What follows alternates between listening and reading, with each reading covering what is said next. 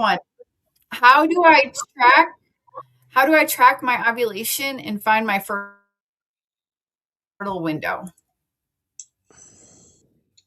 Okay, so in general, ovulation happens about day 14 of a woman with a regular menstrual cycle and generally 28 days apart. Now, if you have longer cycles, like 30 days apart, then you may be ovulating, or 40 days apart, but the regular, you may be ovulating later. Now, one of the ways you can track it is an ovulation predictor kit where you see a rise in the LH, which is picked up in the urine.